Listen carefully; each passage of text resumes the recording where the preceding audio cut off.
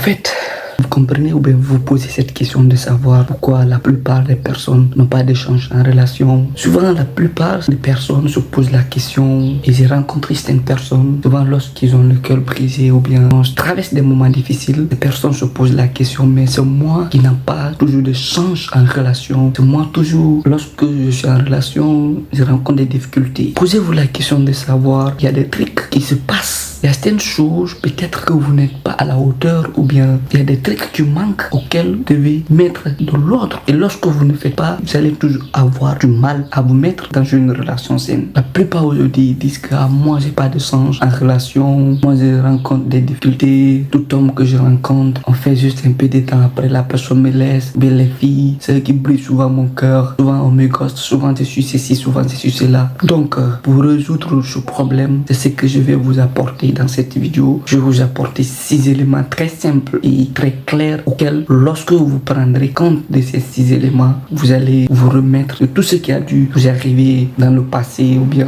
dans des relations toxiques que vous vous êtes mis et que vous n'avez pas eu de gain de cause ou bien vous vous êtes investi. À la fin, vous avez été ghosté. Donc, c'est ce que je vais vous laisser dans cette vidéo. Vous connaissez le principe. Si tu n'es pas encore abonné à la chaîne, je t'invite juste à t'abonner et à partager la vidéo. Et si tu es sympa, tu me laisses un pouce bleu. Cela va me permettre de faire plus encore de vidéos et de t'apporter encore plus, d'accord? Donc, le premier point que vous devez essayer de corriger, ce sont vos attentes irréalistes. Si vos attentes en matière de relations sont trop élevées ou peu réalistes, vous pourrez vous sentir déçu. Vous allez dire, je me retrouve dans quel monde comme ça? Lorsque vos relations ne correspondent pas à ces attentes, il est important de maintenir des attentes réalistes et de comprendre que les relations demandent du temps et de l'effort. Ça demande souvent du temps et de l'effort. Donc, si vos attentes ne correspondent pas à celles que vous ressentez, le mieux c'est d'abandonner, de ne pas vous engager trop. Lorsque vous vous investissez dans ces arts de partie, vous risquerez de perdre, vous risquerez de vous investir et à la fin, vous prendrez des pots cassés parce que vous vous êtes trop investi. Vos attentes irréalistes qui sont là ne sont pas conformes à ce que vous-même vous voulez vivre, à ce que vous-même vous voulez vous mettre. Donc, lorsque ces attentes irréalistes ne correspondent pas,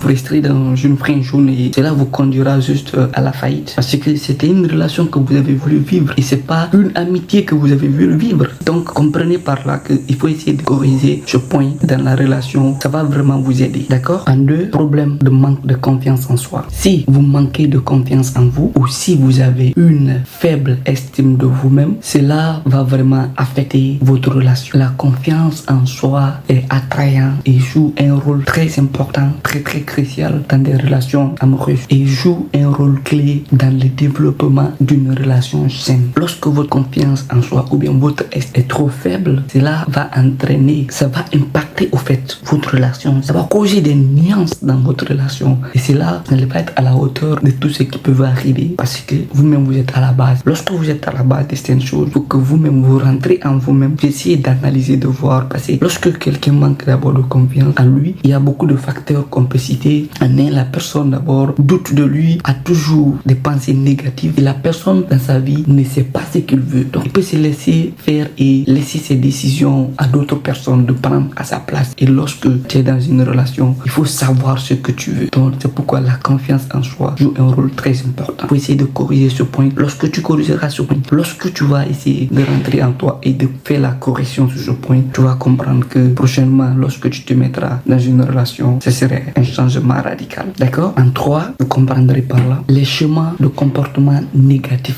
Vous comprendrez par là, si vous avez tendance à choisir des partenaires qui ne vous conviennent pas ou si vous vous engagez dans des schémas de comportement négatif tels que la jalousie exclusive, l'insécurité ou le manque de communication, cela peut avoir des impacts négatifs dans votre relation. Donc, il faut que tout ce que vous voulez faire, rassurez-vous et comprendre avant de vous engager. Connaître, est-ce que dans ce chemin avec cette personne, ce partenaire auquel je veux me mettre en relation, est-ce que cela me convient ou bien celui-là me convient vraiment avant de m'engager? Pas que vous soyez des personnes où les yeux sont bandés parce que le sentiment qui est là, bien le feeling qui est là. Comprenez-vous? Est-ce que cela pourra aboutir? Est-ce que cela pourra vraiment vous permettre d'aller de l'avant? Donc, lorsque vous vous engagez dans ces comportements de chemin négatif, c'est vous qui allez repartir des conséquences. Donc, rassurez-vous avant de vous lancer, avant de vous vous investissez dans une relation, que ce chemin auquel la personne avec qui, le partenaire auquel je vous mettez en relation est vraiment compatible à vous. Cela pourra vraiment vous aider. Si vous corrigez ces points comme je l'ai dit, ça va vous aider. D'accord? En 4, le manque d'opportunités. Il se peut que vous n'avez pas encore rencontré la bonne personne en relation des manques d'opportunités. Donc, il peut être utile de sortir de votre zone de confort, de rencontrer des nouvelles personnes et de participer à des activités qui vous concernent afin d'augmenter votre chance de rencontre de quelqu'un compatible à vous. Il ne faut pas que vous restiez juste dans votre zone de confort parce que vous êtes beau, vous avez l'argent ou bien vous êtes charismatique. Il faut sortir de votre zone de confort. Ne restez pas là parce que vous êtes charismatique, parce que vous êtes beau. Franchement, la plupart des beaux gosses, vous comprendrez, ou bien des belles meufs sont souvent affrontés à certains problèmes parce que ils sont beaux. C'est des personnes le plus qui souffrent en amour, des personnes plus qui ont souvent des problèmes en relation parce que en fait leur beauté d'abord leur cause un problème, alors que tous ceux qui sont des personnes d'une manière, vous les voyez, ce sont des personnes des radars au fait. Donc comprenez par là que lorsque vous voulez avoir une relation vraiment saine et peut vous convenir vraiment, il faut sortir de votre zone de confort et aller au moins vous affronter à des nouvelles opportunités. Cela pourra vous aider à rencontrer votre personne et la personne qui vous est compatible. D'accord? Le 5e élément, c'est la mauvaise communication. Vous comprendrez par là que la communication est très essentielle dans une relation. Ça, il n'y a pas de discussion. La communication joue un rôle très important dans une relation. Si vous avez du mal à exprimer vos besoins, vos désirs et vos émotions, cela peut entraîner des problèmes de relation. Ça peut entraîner des problèmes dans votre relation. Il faut que vous rassurez. Qu'est-ce que vous voulez? Communiquez ouvertement ce que vous voulez. Il faut communiquer cela. Il faut aussi pouvoir contrôler vos émotions, vos attentes, vos désirs. Il faut que vous essayez de maîtriser ces points parce que lorsque vous ne le faites pas, cela peut vous causer des problèmes et peut avoir des conséquences négatives. Donc, lorsque dans une relation il n'y a pas de communication, rien ne peut aller parce que vous allez être là, chacun est au fait contre son ami parce qu'il a dû faire quelque chose. On garde cela dans le cœur. On se couche la nuit, des fois, on est là, chacun est bombé d'une manière parce que on ne peut pas communiquer. Chacun, l'autre est fâché contre son ami, cela ne peut pas aller. Il faut que vous communiquez. Parlez-vous. Oui, moi je veux qu'on fasse ça, je veux qu'on fasse ceci. Moi je n'aime pas ça. Je n'aimerais pas que tu fasses ça. C'est ça, c'est la meilleure manière de s'épanouir dans une relation, c'est ça. D'accord? Et le dernier élément, qui est le 6e élément, c'est le temps et la chance. Comprenez par là que dans une relation, parfois, il faut du temps et de la chance pour trouver la bonne personne. D'accord? Les relations amoureuses peuvent être complexes. Ça, on ne discute pas. Il y a des relations qui sont vraiment complexes. Donc, dans ces genre de situation, comprendrez par là, il est possible que vous n'avez pas encore rencontré la bonne personne ou la personne qui corresponde parfaitement à vos attentes. Donc, cela demande du temps. Il faut que vous vous accordiez du temps. Il faut que vous vous accordiez de la chance vous-même. Il ne faut pas que vous soyez pressé parce que il est temps de se marier. Prenez le temps,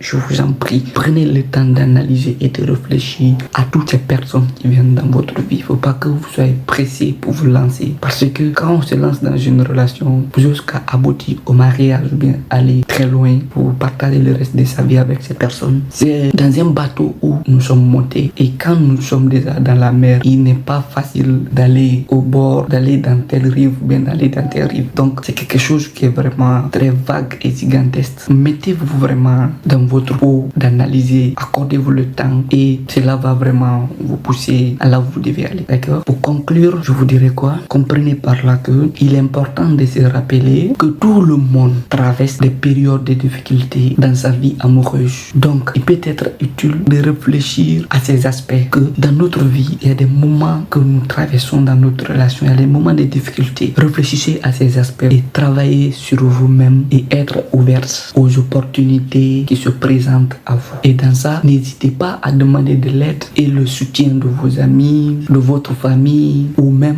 d'un professionnel dans le domaine lorsque vous rencontrerez le besoin. D'accord? Comprenez par là, l'amour sans faillite n'existe jamais. Une relation sans faillite n'existe jamais. Donc comprenez par là que c'est comme ça que ça marche. Et ces 6 éléments que nous nous avons vu. J'aimerais que vous m'écrivez en commentaire quel a été votre pur atroce dans votre relation amoureuse, les moments très atroces que vous avez. Cela a pris combien de temps et qu'est-ce que ça a causé dans votre vie? Quelles leçons que vous avez eu à apprendre pendant ce moment? La famille, c'est ce que j'avais pour vous. Donc abonnez-vous et partagez la vidéo. Et si vous êtes sympa, essayez de liker la vidéo. Ça me permettra encore de faire plus. Donc comme toujours, c'est Carlos Pedro. Surmontez vos peurs, augmentez votre confiance et profitez de votre jeunesse. Un gros big up à vous.